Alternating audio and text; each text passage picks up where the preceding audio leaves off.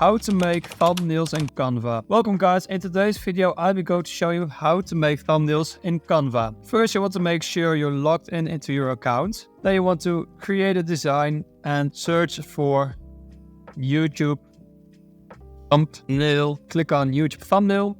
You would take it to another screen, and from here you can start your design by scratch, putting in all kinds of elements, texts, maybe upload something from your own to use it, or you could also draw if you're very artistic. Or another way you can make a thumbnail is to use template Canva gives you. As you can see here, there are all kinds of thumbnails.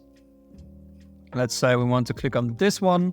Just click on it and here you are, you've got your thumbnail. Now maybe this isn't the style you want it to be. Maybe you want to change the background.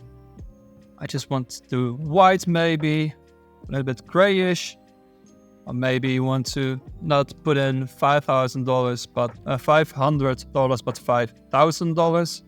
You also have to make sure you make it a little bit smaller so it fits again. You can change the way you want it. You can change the font. You can do that by selecting here the fonts. It has to load a little bit. So as you can see, this is how you can change the fonts. You can change how big it is. Let's say I just want to make it 110. I want to change the color to a little bit more happy reds. And you can use the left bar to put in a text box if you want. Also here are all kinds of templates you can use.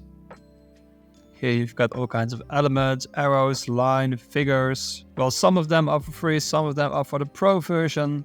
And once you've finished your background, let's say I want to also make this from gray and say bluish.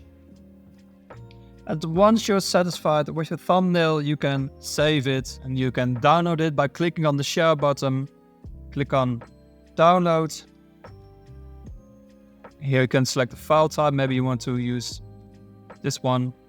Click on download and then you also downloaded it as your thumbnail. I hope this video was helpful.